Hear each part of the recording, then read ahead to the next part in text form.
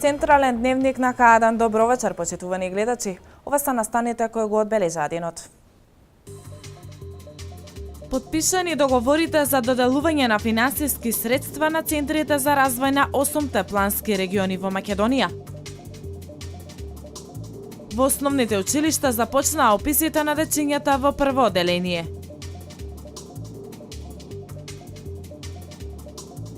Алпинисти, качувачи, велосипедисти и планинари се дел од 4-тиот интернационален фестивал за спортови во природа во Демир Капија.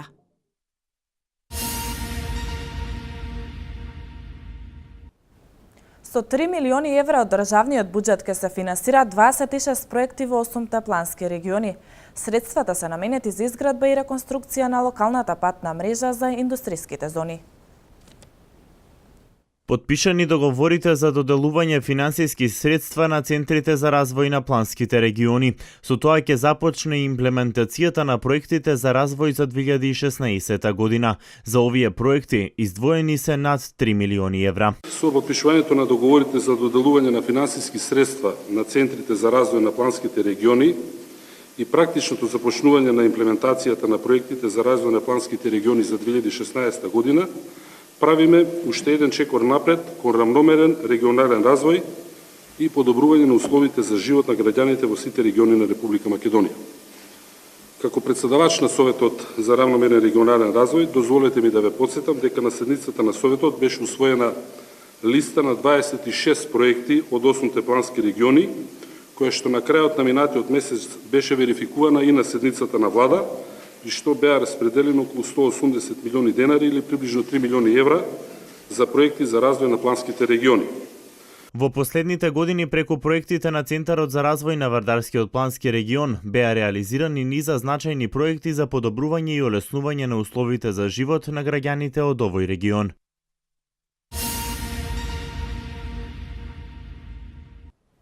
Протестите на двете спротивставени групи на граѓани продолжи во вчерашниот ден. Димче Левков и Никола Нацев се луѓето кои вчера од Велес испратија порака. Првиот од дом, а вториот од протестирам. Протестите на двете спротивставени групи на граѓани продолжија и во вчерашниот ден. Поддржувачите на граѓанското движење за одбрана на Македонија од центарот на градот повторно ја испратија пораката за одржување на предвремените избори на 5 јуни како единствено можно решение за излез од политичката криза. На говорницата пред присутните, Димче Левков од ГДОМ ги истакна проектите кои оваа влада ги сработила во областа на образованието и спортот. Како што знаете, конкретно во нашиот град се реновираше градскиот стадион. Со тоа добивме многу. Сите оние луѓе кои што се вклучени во спортот ја знаат придобивката и бенефитот од сето тоа. Се реновира и пред се изградија безброј сали ширум Македонија. Во нашиот град конкретно се реновираше салата на гимназијата Кочарацин и средното стручно општинско училиште Димитрија Чуповски. Спортските сали се опремија со безброј реквизити кои што се корисни и се во функција на здравието на самите ученици. Од граѓанската иницијатива Протестирам напоменаа дека се надеваат дека нивната цел наскоро ќе биде постигната. Уште еднаш истакнаа дека се против аболицијата на председателот Иванов и дека услови за одржување на избори на 5 јуни според нив нема. Таква аболиција и такво нешто до сега не е познато во светот, луѓе.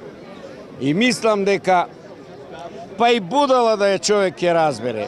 Време е да си одат и се надевам што побргу да биде тоа. Мака, да ние немаме мака. Јас сум од првиот ден и до крај ќе бидам.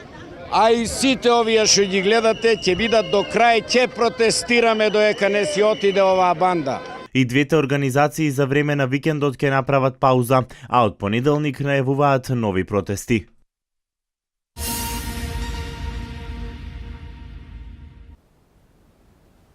Македонија се соочува со една од најголемите и најтешките политички кризи. Истата се одразува на целокупното општествено живење. Главната причина за истата е во самата држава, иако не е исклучена можноста истата е да намената од страна, смета социологот Љубе Лучков во емисијата Отворена за, која ќе се емитува вечерва во 21 часот на К1 телевизија. Јас сметам дека главната причина за оваа криза, мислам, е внатрешна причина. Вонатре, во помеѓу самите политички партии. Како прво ќе кажам дека на сите да им биде јасно дека власта се добива на избори. Ако зборуваме за демократски систем. Иначе можеме ние да го промениме системот во тој смисол со волјата на граѓаните. Меѓутоа во демократијата уште еднаш да бидам децидно јасен. Тоа е само на избори, каде што политичките партии, сериозни политички партии имаат два документи, нели статут и особено вториот документ програма, со која што програма се определуваат целите и задачите на действувањето на партијата, идеолошката насоченост и што во тој период ако го добијат мандатот ќе сработат. Јас како што гледам, пак ќе кажам, не сакам гледачите да помислат дека ќе бидам сега политички настроен, туку искрено ќе ви кажам дека партијата на власт понудува програма и досега овој период се работи. Дава отчет каков таков, сепак работи според принципите на демократскиот политички поредок. За разлика од најголемата опозициона партија во македонскиот политички блок, каде што да бидам искрен, не видов политичка програма.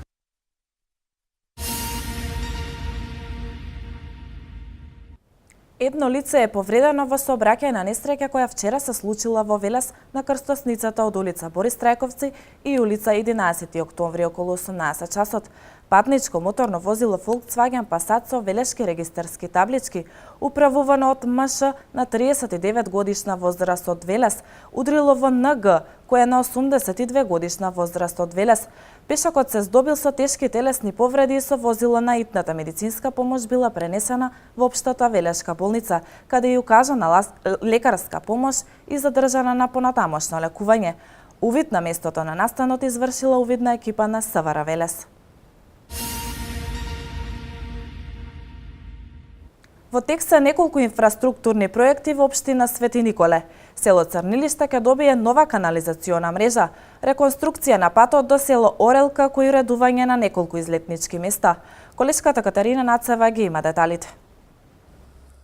Во Светиниколско во тек е реализација на неколку инфраструктурни проекти. Во село Црнилиште се работи на изградба на канализациона мрежа, пат до село Орел, но се уредуваат и неколку излетнички места. Официјално започнуваме со изградбата на канализационата мрежа, која што ќе опфати двете села, и Горно и Долно Црнилиште. Еден голем проект кој што многу значи во делот на животната средина, меѓутоа и во подигнувањето на стандардите на живење на луѓето кои што се овде.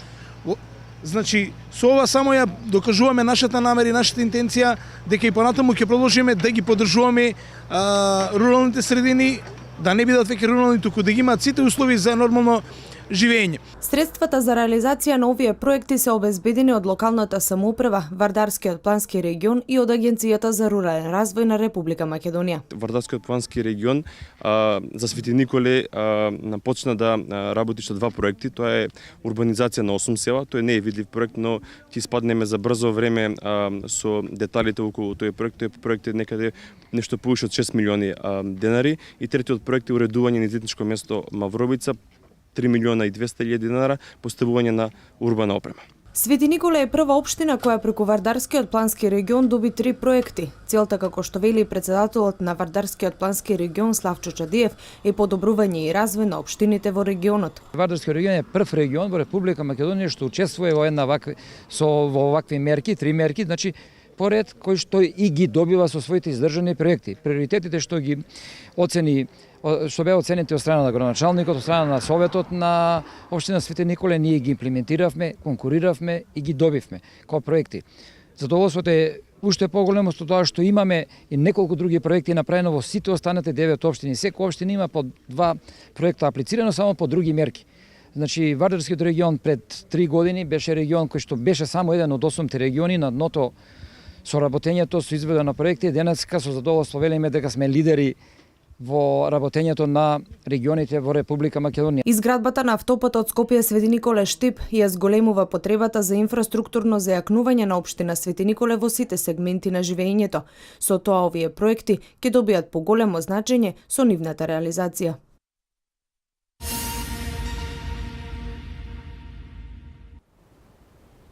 Во тек се археолошки ископување на источната половина од акрополата на Велешкото кале. Тоа е едно од 20 локалитети кои во моментов се вршат истражувања преку капиталниот владин проект Археолошки локалитети на Европска магистрала. Во тек се археолошки ископувања на источната половина од акрополата на Велешкото кале. Моментално се извршуваат сондажни истражувања на одбрамбениот зид и придружните простории.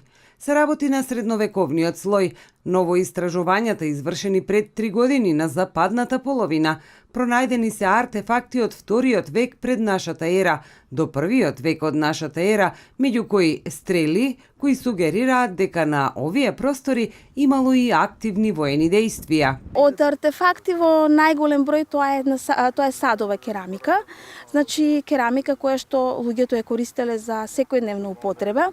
Потоа се пронајдени монети и тоа од еден широк хронолошки распон. Имаме пронајдено неколку примероци од хеленистички период, потоа имаме пронајдено монети од 12 и 13 век и имаме пронајдено 2 сребрени монети од Венеција, донесени тука. Според Василкова Мидоска, ова е еден од најенигматичните локалитети на овие простори. Велешкото кале е еден од 20 локалитети кои во моментов се истражуваат преку капиталниот владин проект Археолошки локалитети на Европската магистрала. Сметам дека овој локалитет, значи Велешкото кале, како град антички средновековен, представува во овој момент главен фаворит, археолошки фаворит за развој на општината Велес и ќе се потрудиме, значи, во текот на оваа и наредната година да се состануваме повеќе со локалната самоуправа и со соодветните представници на владата, министерствата, за да можеме да го активираме многу повеќе, за да може да служи да го подпре културниот развој на општината Велес. Археолозите велат дека би сакале да имаат поконкретни докази за да излезат со поаргументирани искази. Истражувањата на вредниот тим на Народниот музеј од Велес ќе дадат одговор на прашањето кој бил овој град кој се простира на 7,5 хектари.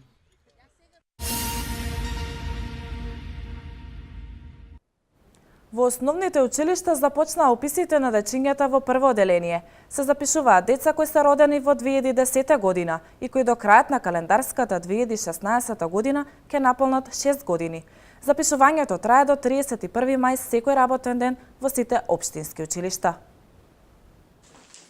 Во сите основни училишта во тек се уписите за ученици во прво оделение за учебната 2016-2017 година. Во прво оделение ќе се запишуваат деца кои се родени во 2010 година и до крајот на календарската 2016 ќе наполнат 6 години. Во прво оделение може да се запиши и дете родено во јануари 2011 година, а кое до 31 јануари 2017 ќе наполни 6 години. Уписите се во тек, во консултации со директорите имаме сознание дека родителите доаѓаат, ги запишуваат децата и се надеваме дека одзивот ќе биде добар. Уписите се вршат согласно законот и според местото на живење и реонот на живење. Потребни документи за упис во прво оделение се извод од матична книга на родените, потврда од здравствен дом за примени вакцини и потврда за систематски преглед кај стоматолог.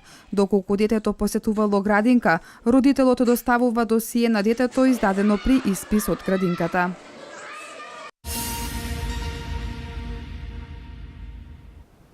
Денес во Кавадарци беа одбележани 73 години од формирањето на партизанскиот одред Добри Даскалов и 72 години од загинувањето на Мара Димова, која била меѓу првите борци кои се вклучиле во овој одред. Сдруженијата на борци од Кавадарци и Неготино денеска на спомен Косторницата одбележаа 73 години од формирањето на партизанскиот одред Добри Даскалов и 72 години од загинувањето на Мара Димова, која била меѓу првите борци кои се вклучиле во овој одред. Историски час пред присутните одржа Марија Михова, историчар од Музеј галеријата на Кавадарци. Кавадарци бил меѓу првите градови во Република Македонија каде има формирано одред. Во почетокот на јануари 1943 година, Месниот комитет на Комунистичката партија на Македонија за Кавадарци, во соработка со Месниот комитет и Воениот комитет на Неготино, донесоа одлука за исфрлање на партизански одред. По интензивните подготовки кои беа извршени во текот на март и април, во почетокот на мај 1943 година започнаа да излегуваат првите партизани на планината Вишешница. На 14. мај 1943 година е формиран тиквешкиот партизански одред Добри Даскалов. На денот на формирањето, одредот Добри Даскалов броел околу 60 на борци, а за кратко време тој број се зголемил на повеќе од 100. Тоа било една од најголемите партизански единици во тоа време, која реализирала повеќе успешни акции. Меѓу првите борци кои се вклучуваат во одредот Добри Даскалов е Мара Димова, чие партизанско име е Анка. Родена е во Кавадарци во 1918 година, потекнува од сиромашна земјоделска фамилија, која не била во состојба да ја овозможи нормално образование. Млада се вработува како тутунски работник во монополот. Се вклучува во напредното младинско движење, а зема и активно учество во штрајкот на монополските работници во април 1941 година. Станува член на Скоевската група во Кавадарци и е една од најстагнатите членови на АФЖ во Кавадарци. Во борбата што втората македонска бригада ја водела со германските војници на планината Бигла на 18 април 1944 година, Мара Димова била тешко ранета, пошто на 12 мај им подлегнала на повредите.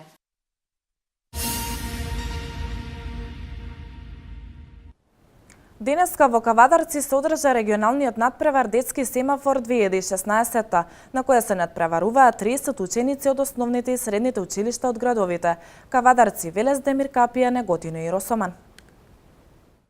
Кавадарци беше домакин на регионалниот надпревар детски семафор. Во сите категории учествуваа 30 ученици од основните и средните училишта од градот домакин Велес, Неготино, Демир Капија и Росоман.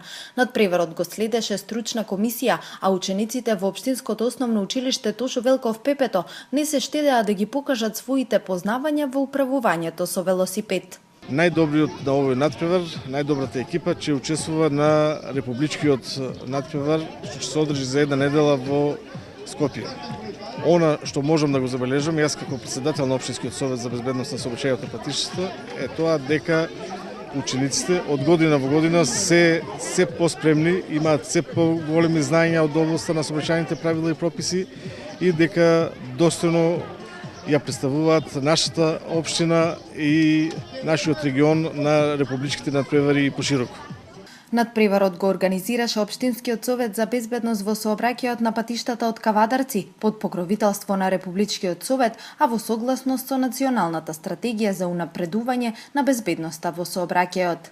Преку овие надпревари, значи ние со овие едукации на учениците ги воведуваме децата, значи во подобри знаења, поголеми искуства, се со цел, значи за нивна поголема безбедност. Надпреварот има за цел подигнување на свеста кај најмладите учесници за сообраќајните правила и прописи и ширење на сообраќајната култура. Традицијата во организирање на детски семафор е запазена, имајќи ги во предвид лошите состојби на безбедноста во сообраќајот и високиот степен на загрозеност на деца како учесници во сообраќајот.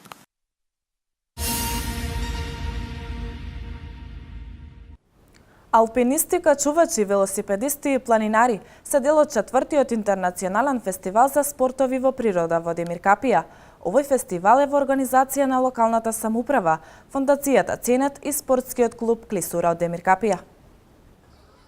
Алпинизам, рекреативно планинарење, велосипедизам на офроуд патеки и трка, Демир Капија овој викенд е домакин на десетици рекреативци, професионалци и љубители на различните адреналински спортови. По 4-ти пат се одржува интернационалниот фестивал за спортови во природа. Алпинизмот ќе биде во прекрасната Демир Капијска клисура, планинарењето ќе биде до античката тврдина Просек и до едно село Челевец. Се оди позади и каньонот, а оттаму автобусите ги донесе кој сака да проба алпинизам. Со точаци веќе возиме преку 2 села. Во едното село е 500 годишен и повеќе стар јавор како знаменитост. Значи во сите спортски активности не е само спортот, него и промоција на туризам и културни знаменитости на Демир Капија. На дводневна дружба се љубители на природата од Македонија, Балканот и пошироко. Јас имам пријателка која е волонтерка од Мировен корпус тука во Демир Капија и дојдам често и многу убаво место е. И исто сум среќна да видам толку како заедницата ќе соберат луѓе, ќе ужива природа, ќе биде активни и здрави заедно. 17 доаѓам од Радовиш, Добро, малку тешко, малку лесно. Доаѓаме од прв Скопски извиднички одред и извиднички одред Зага. Па немавме ние никакви очекувања, меѓутоа до сега е прекрасно. Навистина домакините се прекрасни и повеќе од што треба не тинтраат, не гледаат, не пазат, се ни овозможуваат. Така да јас мислам дека одлично ќе се поминеме до крај на викендов. Алпинистите и планинарите овој викенд за предизвики имаат уникатната Демиркаписка клисура. Све е супер. Се е супер. Услугата, храната, качувањето. Ова ми е шести пат што доаѓам. Не баш на овој фестивал, но доаѓам овде често. Долазим овде често. Одлично се, мислам овде качуваме долги години и пред да беа тие тунелите направени, нели таму имаше други сектори со повеќе насоки, сега дел од нив ги нема. И супер е Демиркапија, нуди одлични услови за качување, особено летно време. Тука е најпријатно. И каде што има, сигурно е со минус 10 степени него надвор од тунелите таму. Мене ме прв пат, а другарите мои има втор пат, мислам, дека од Скопје. На интернационалниот аутдор фестивал учество зедоа и учениците од основното училиште Димче Ангелов Габерот. Тие се надпреваруваа во повеќе спортски вештини. Денеска во склоп на аутдор фестивалот имаме и организирано за децата. Тука ќе имаме неколку мали игри со нив, како трчање со врзани нозе, јајце во лажичка и некои такви слични игри, каѓање со вода, трчање во вречи. Така ќе биде забавно за нив. Фестивалот е во организација на локалната самоуправа, фондацијата Ценет и спортскиот клуб Клисура од Демиркапија. Покрај рекреативниот и забавен карактер, оваа манифестација допринесува и за развој на туризмот. За гостите кои за прв пат престојуваат во Демиркапија, сигурен сум дека импресиите од природните убавини со кои изобилува нашиот крај, како и гостопримството на местното население, ќе ве натераат повторно да дојдете. Недела е ден резервиран за спид клаймбинг и алпинистички надпревар во техничко качување. Сите заинтересирани можат да уживаат во рекреативна планинска прошетка, но и да бидат дел од планински велосипедизам. Центар на случувањата во вечерните часови е градскиот парк, каде забавата е проследена со музика, храна, пијалак и логорски оган.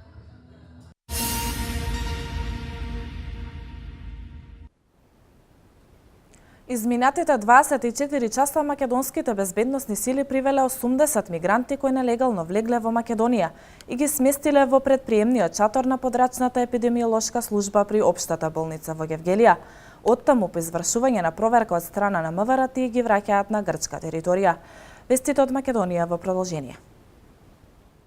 Цел Балкан во вештачки наметната криза. Македонија не е исклучок. Доказ ова се насловите на неколку регионални медиуми кои ги пишуваат за состојбата во нивната држава, пишува веб порталот Курир. Протести во Бања Лука, хаос во Црногорското собрание, криза во владата на Хрватскиот собор, продолжија протестите во Македонија. Преку овие наслови може да се заклучи дека не само Македонија, туку целиот Балкан е втурнат во политичка криза за нелегитимна смена на власт.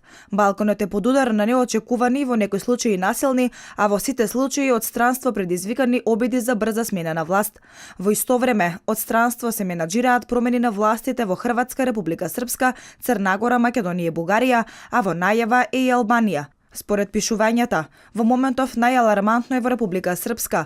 Премиерот Александар Вучик во изјава за медиумите тврди дека од разузнавачки избори добил информации дека во Босна се спрема нова војна. Исто како и во Македонија, опозицијата во Црна Гора со месеци организира протести преку обид за насилен влез во парламентот во Подгорица. Хрватска пак веќе се соочува со парламентарна криза. Актуелниот премиер Тихомир Орешковиќ е под закана од опозицијата која најавува постапка за гласање негова недоверба. Бугарија пак во моментов се наоѓа пред нова техничка влада поради несогласувањата помеѓу политичките партии.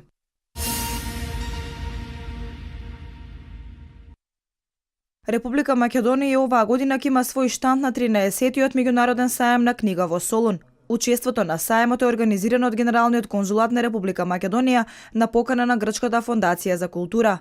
Покрај презентацијата на монографии, публикации и белетристика, организирана е и посебна програма во соработка со издавачи од Солун и Кожани.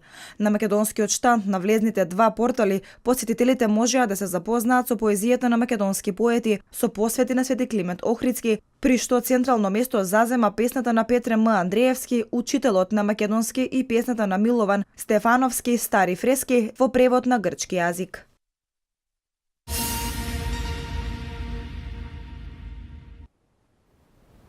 Джихадисти на Исламската држава убија денеска најмалку 20 припадници на сириските сили во напад врз болница во градот Сеир Езор.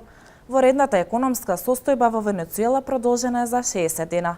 Ова се вестите од светот. Голем пожар избувна вчера на отпад за автомобилски гуми во предградие на Мадрид. Евакуирани беа околу 9000 жители на јужното мадридско предградие Сесења, чии домови се наоѓаат во близина на отпадот. Во гаснењето на пожарот учествуваат 10 противпожарни екипи и 1 хеликоптер. Отпадот, во кој има 100.000 тони користени автомобилски гуми, постои од 90-тите години на минатиот век, но во изминативе децении од време на депонија, локацијата прерасна во отпад на кој наталожените гуми достигнуваат и до 3 метри височина. Шпанските еколози со години посочуваат дека отпадот предизвикува ризик по здравието на локалните жители.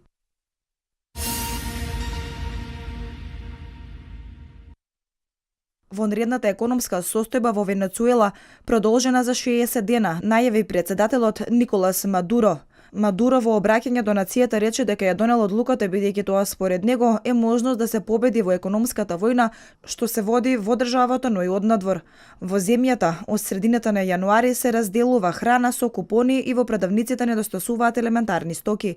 Во сила е и режим на испорака на струја. Незадоволството во државата од економската криза беше главна причина за поразот на единствената социјалистичка партија на Мадуро на изборите во декември 2015 година. Опозицијата успеа за прв пат по 17 години да добие мнозинство во парламентот.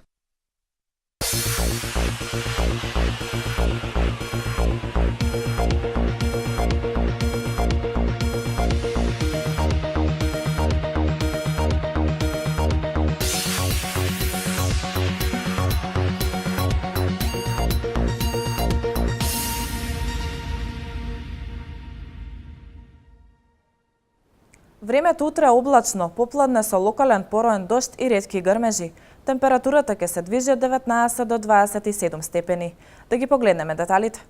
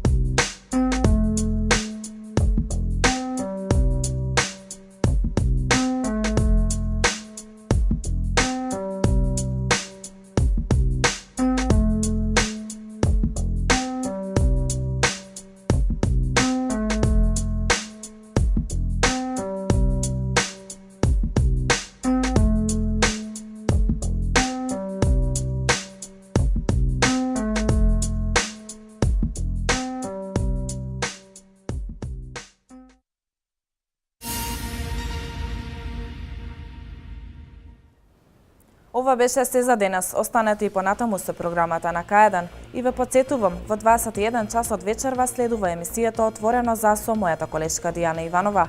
Имајте пријатна вечер.